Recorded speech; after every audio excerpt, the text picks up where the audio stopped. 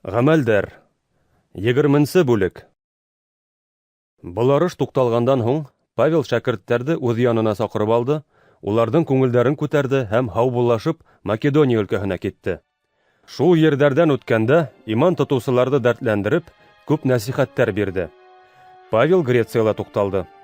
Унда 3 ай булгандан һуң, һау юлы менән Сүриягә китергә дип торганда, яһүдләр уга каршы этлек кылырга һүз куешты. Шунлыктан ул Македония аша кайтырга дигән фикергә килде. Уны Пир улы Вериялы Сосипатр, Фессалоникалардан Аристар һәм Секунд, Дервиянан Гай, шулай ук Тимофей һәм Асиялылар Тихик менән Трофим озата барды. Улар алдан китеп, безне Троада калаһында көтеп торды. Ә без Сөсө күмәс байрамынан һуң Филипптан һау юлы менән киттек һәм 5 көн дигәндә улар янына Троадага барып еттек. Без унда 7 көн булдык. Азнаның 1-нче көнендә икмәк һындырып ашау йолаһына бергә йыелдык. Павел иман тотучылар менән әңгәмә корып ултырды һәм 2-нче көндә китергә ниятләгәнлектән һөйләшү төн уртаһына тиклем һуҙылды. Без йыйылган өҫкө ҡаттағы бүлмәлә күп яҡтыртҡыстар яна ине. Павел һөйләгән ваҡытта тәҙрә төбөндә ултырған Евтих исемле йәш егетте йоҡо баҫты һәм ул йоҡлап китеп 3-нче ҡаттан йығылып төштө. Уны күтәреп алдылар, ул үле ине. Павел урамға сығып, егетте эйелеп ҡосаҡланы ла: «Борсолмағыҙ, уның йәне үҙендә әле», тине. Павел йәнә бүлмәгә күтәрелеп, икмәк һындырып ашаны. Унан тағы бик оҙаҡ, таң атҡансы шәкерттәр менән һөйләшеп ултырғандан һуң, иртә таңдан юлға сыҡты. Ә теге йәш егетте өйөнә алып киткәндә, ул тере ине. Был хәлгә бар кеше ҡыуанды. Без карапҡа ултырып, Ас ҡалаһына табан юл алдык. Унда Павел үҙен ултыртып алырға ҡушҡайны. Үҙе иһә ҡоро ерҙән барырға һәм шул ҡалала беҙгә ҡушылырға булды.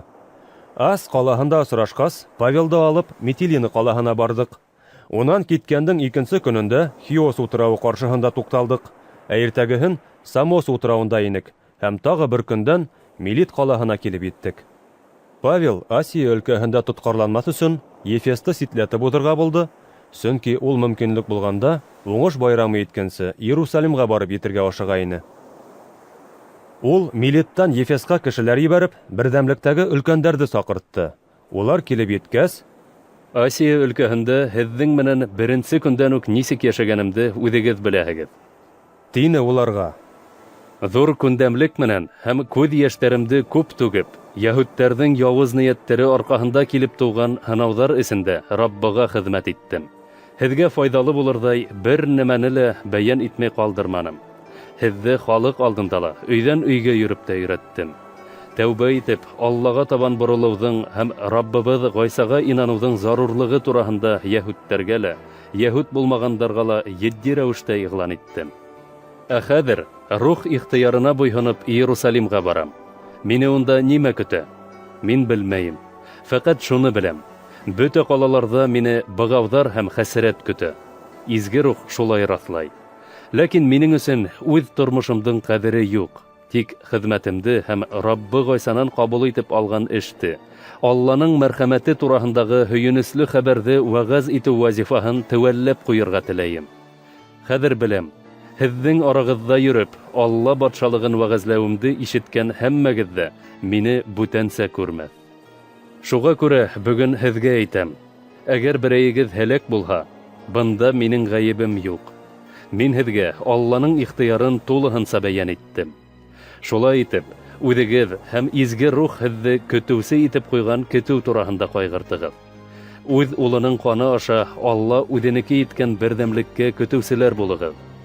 Мин киткәндән һуң арағыҙға көтөүгә ҡарата рәхимһеҙ, аяуһыҙ бүреләрҙең киләсәген беләм.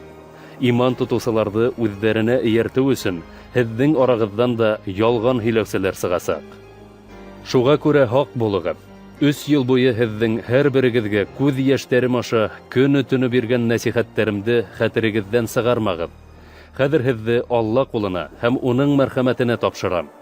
Уның һүҙе һеҙҙе тағы ла нығытырға һәм мираҫ аласаҡ барса изге ителгәндәр араһында үҙегеҙгә урын бирергә һәләтле. Мин һис кемдең алтын-көмөшөнә лә, кейеменә лә ҡыҙыҡманым. Үҙегеҙ беләһегеҙ, Минең ихтыяждарымды һәм янымда булгандарның хаҗәтләрен бына ошо кулдарым канәгатьләндерде. Раббы Гайсаның алуга караганда бирүдә бәхет күбрәк дигән һүзләрен истә тотып, тырышлык халып, хәлһеҙҙәргә ярдәм итү фарыз. Шулай эшләргә кәрәклекте мин һәр эштә күрһәттем. Тине Павел. Һөйләп бөткәс, тубыкланып, улар менән бергә дуға ҡылды. Бөтөнөһө илап, Павелды ҡосаҡлап үпте.